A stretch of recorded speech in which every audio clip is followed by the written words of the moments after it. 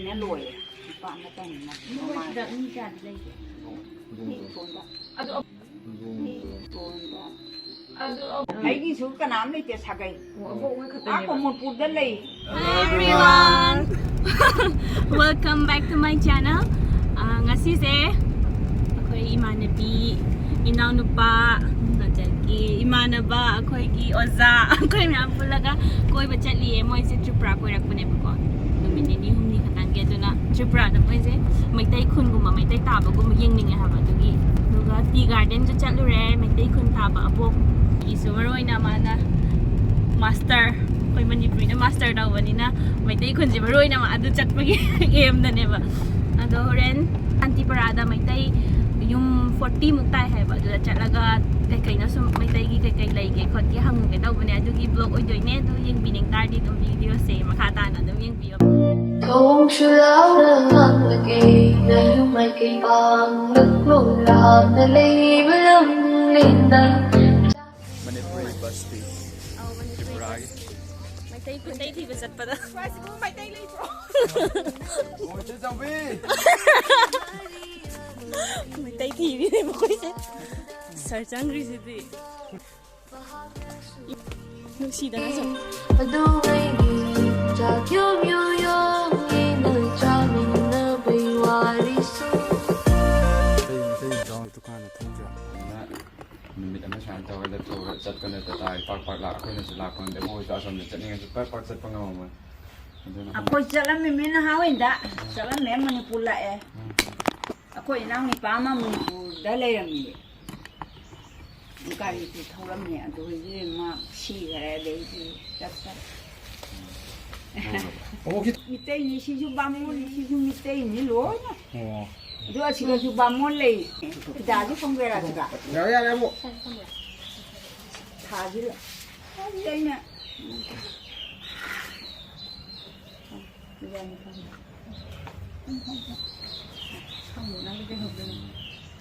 Ping đi ko na ha. Ai di ni. Ai mình đi khadai. Khadai. Khadai. Sujomuki kawe. Surjumuki. Surjumuki. Surjumuki. Lay mami. Lay mami. Sagai di abok. Akoi si asigai sagai na tangjam. Sigi. Ko ipu du sagai ni tangjam. Tangjam. Aduga abok. Ai di jumdana loitam. Loitam. Ado sigi aji Meitei taba jaga singje sida punna sagai je kayam taagi. Sigadi Jungkok pudi sum kan tauraga di ni phusu ye. Batun ga sum chatna na ka ne. Batun ni phu mu ka chemi. si ye koi sa Anu sulom da sul lai ye. Asigata na te Meitei di. Hadi Tripura je adum Meitei masa myam budi ta na ngani ba ado sagai je karam sagai na nam na lai de som sai je Asigaro. Khadem asigadi khadem na namne asi lampen ji khadem mo tani. ado salai di yek salai di khangge Khangge. ado sida ne abo sum thaina angaw ngai da di bo hina isu da kai da phungawari kai sum libi ba kai matang adi karam phungawari ni ne som Nagkay sa mabo ako'y ginya hanuba hanubi pan thabagi sugum basilina An thabai wari ga li na angang them ba. adai tha thabung ton gai na Tauri tha bung do. Na jam kari nu ga hai na tauri wari gumba tauri. aduga ne bo khoi sida luhong khongdong ba dagi sorat loi sonai ko adu taw ba kanda adum hadi adugi fijet se hadi set pa khot pa taw adum kadi karam ba luhong akanda na ko Sarat na ko tauri na ko gi kari tuai ye. Du na su du kai chetli. ma kai ba pungau phane hum taw chandon ma chu Chandon ma tu adung ba du chetli. aduga pi angau ba in Pi bi angau ba in ba adung. luhong Luhong akanda na khongdong ba pa na na ne lei phane chet la na thum kono tauri na. aduga khoi na chong ba thenabi Chatnabi tauri na. ako'y lay sabi ko ngay na oi da je pa Theli hadi chu sabi na haron di theli mi chili mi. aduga ko lai harau bu gum ba ti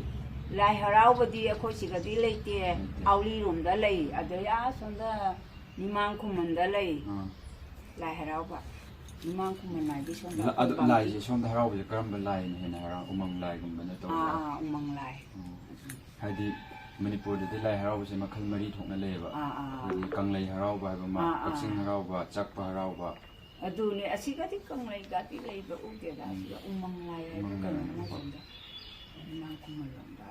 adagi adum sida chak chanabse he chaw khat pa taw sida adum akhoi Meitei asomgi adum kangsoi gum chamthong chai chai chamthong chai iromba chagem akhoi asomgi chakem pomba akhoi hangam hapchalaga kalandri maru hapchalaga chakem pomba dudine hauri chanai muti chu dum chai sajna mana hapchalana chai sajna ju khangbo noi sajna du je pali ni yung sang drumstick da hek ngamdre siji khay hawai thong ba thane agang hek sen ni ke betul lam phang de kai de na phangwa kara na kai de le hek ngamde asini ka bangam bana ka aga duga tawrin aji Manipur ki di sajna masak khangda balai ai ne hadi maming ga asomdana ama oramgani adunani aina kana dulu da hanubana masam kutek na leiruba juga dulu da Manipur ni nyam leine akon kutek bogi sam juga ne moi kai no se bobo ai aina ba sajna ne ka man cha be moi ka tang bai khai joi ba khai jo di cha ja ro ado ndau na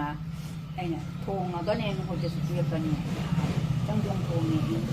mo je tim bo ma pi le hao ni ne bo bo ang thong thong ni jang cha de moi na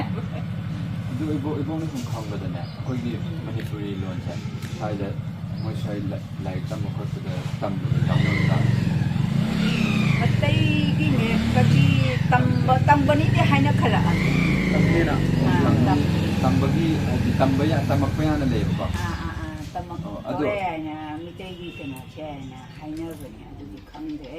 ai na gi khangban ipo sum manung da lebo de Meitei ron da ngang na su na mapan thora kan da gi adum moi gi Tripuri maron da to moi ga samnara di Tripura maro ni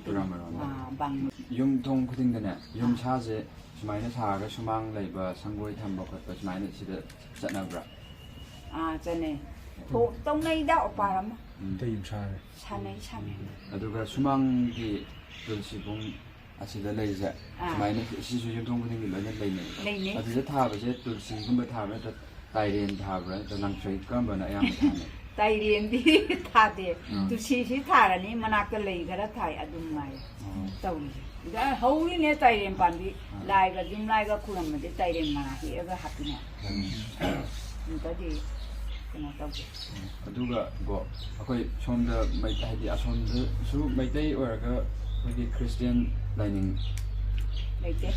chapel lai sida su Meitei se akoi Christian chapel leite ha muni kon Meitei da ne amata bhaudu leite hauda di moi lei hauda di adu Kristan bo lei ya ba akoi Meitei da di Kristan leite adu se yum thong da sanam hi lat na ba lat na mai sanam hi akoi maning thang bo gi ka chen da sanam hi lat bi thamne ya do ti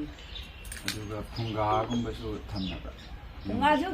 thamna ba bu di thamna ra su watli hajikti jun je phagap jana tha sana leina bra binne ne adu khaya watle akoi gumba kano taw ba si di khara kano taw ba ji sing khara lum kai tha tong in dom di phunga mai hong na ba bi ya mu dum thamja ba wari tan ko aduga yumda akoi phamen phamso ana haidok hadi phamen ye thangba sidana yumgi khwaidagi ahan ro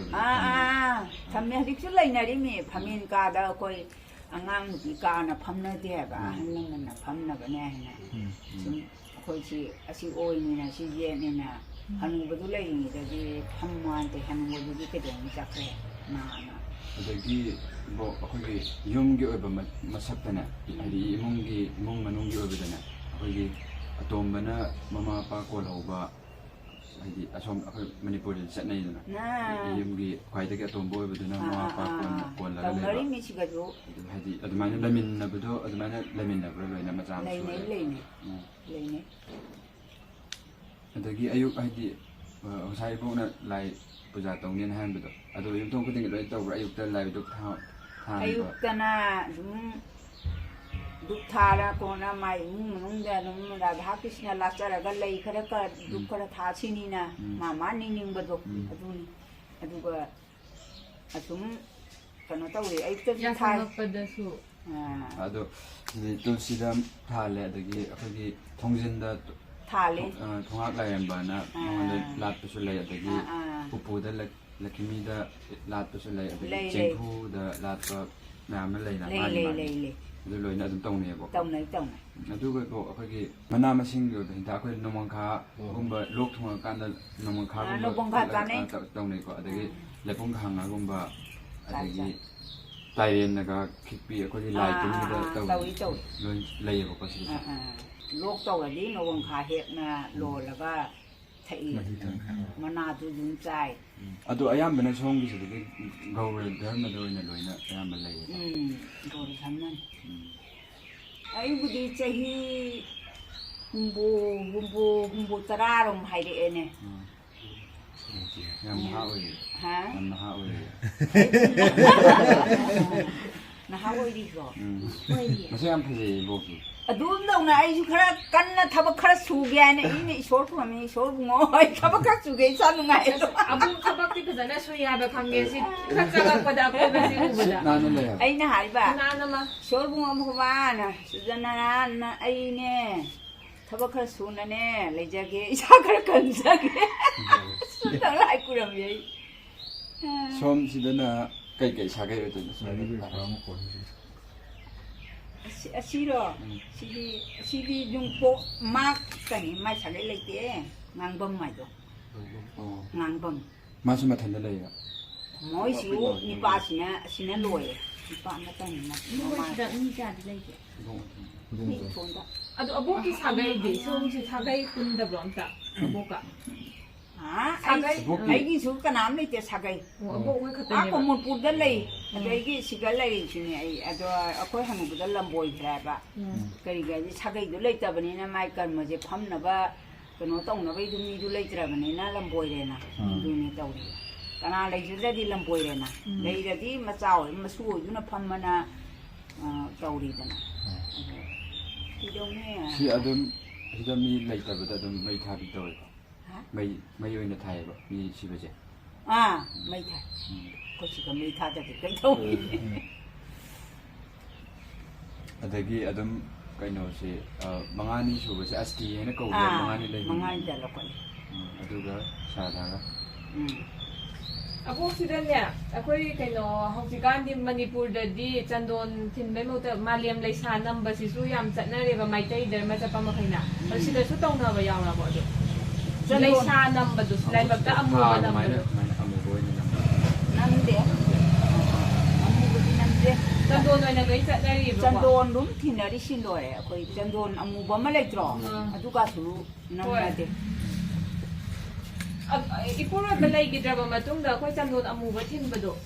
ดูดูดีทิ้งไหนดูก็ไอ้ทิ้งเดียไอ้อามูบัดสุดทิ้งกันไม่ยังทิ้งนะบัดเจ้าเรียบเนี่ยไอ้ที่สุนทิลลี่สุนทิลลี่อะเนี่ยงงไปใช่น้องอันมันก็ไอ้ไลฟ์พูดน้อยแล้วก็ไอ้จันทร์สิเด็กกัดฉันแล้วก็เลยจากสิงทงนะสิเดชัวเขาเกี่ยจากทงเรื่องนี้อิรุจะไปคนที่เลยตัวกันจากทงจริงได้รู้แล้วนี่สิคุรันมันนี่อาศินี่นะตัวนี้ไทยน้องมาไงได้แล้วเดี๋ยวไปกูเลยหินดูก็เลยยังไงดูก็ยังไงจุ่มเย่ชุนนะจุ่มนะจ้าวนะต้องใส่อาจจะไม่สุดทุกคำเองหาปีเอเบรก็เนาะขังเงินหาปัจจุบันจ้องชันเนี่ยบ้าอีเนี่ยกุบปีเอบ้าทินเนี่ยกุบเจหาจิตี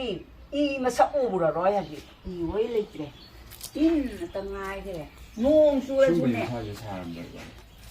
สิเดชิบุดิตินเนี่ยกุบเปบ้าชิบิยมชาสิเดอีเนี่ยกุบเปบ้าอีเนี่ยสวยสิยมชาจินั่นเอง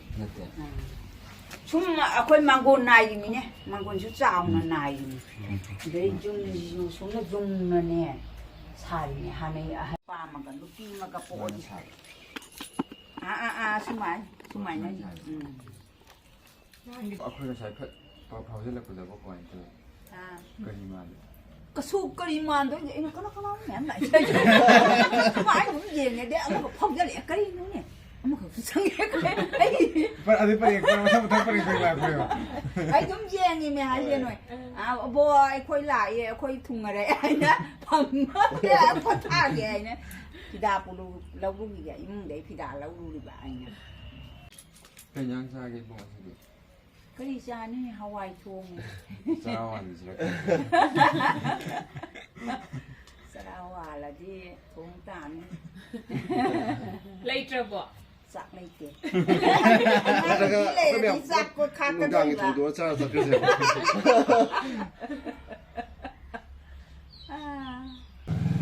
Mana chạp đó nói Mana chạp đó เลยบรบ่ Mana lấy này mana mà khắc tí lấy Giang tí lấy thì nói khát khát gì này là sao ชุนูเจียวปะ Wala ka ni kahit kwa kay pani ano lang kang naman patlaw di. Pati ko man kay pan ba. Ano kay pan ba. Mana cái tập pi đấy bộ พวกก็ยืนไหนแล้วจ้าสิบ้านนี้ Ho Chà là chà Yan sila.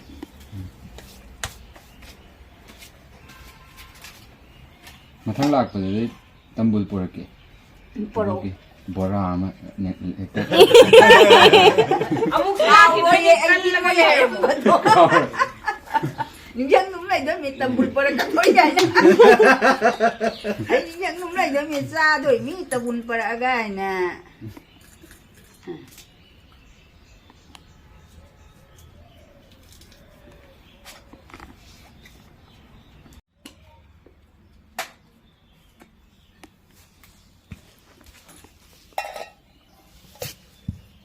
Sang gitu. Video kami. Ay, siya nga tangaran ni Manipur da.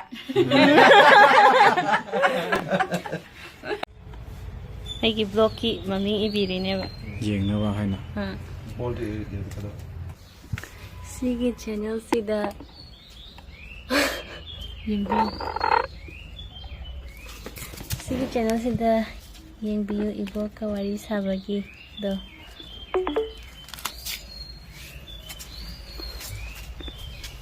Magi study just mind out there ba. Pinogi. Panthari. พกโลดก็ไว้ไอ้นี่คือเราเคยเรียนแต่ตาดอกพกโลดมาตั้งได้ให้ดีพกเอาไว้ไทยในงานฮอร์คือกันโนเจสิกีกำไมนะฮอร์คือว่าจะนบีตัวกินมาตั้งไปเห็น Phong nor mẹ mà đi kiểu tổ gì mang vào gì mình. เก่าที่เก่า Bao rồi, út tôi đi. Wow. Cha abu ki nga sana ko ni. Eh, Nga sana. Ate. Na suno mang nang nati. Na suno mang gol biro. Manggol pila kasi. Ah, pwede. Manggolo yung. Oh, ira ke. Abu ni nga sana. From mo na so. Hoy hoy. มาทั้งสาหิดโซลาเกียบกสมัยแล้วกันแล้วก็ตุ้มเนี่ย Lấy đồng cái. Ay, đúng này, tôi nuôi lẩu không ba. em ngoài rồi đấy ที่พูดจะเอาไปซื้อทางเลย Abu, she. Asa po ni ko. Cây nó Asa po ni ay ni dai lu ko. Yam ba na di si di. Cây nó đi sụp dốc. Abu ni sana ni angang si admi na tubal tanga asu piso.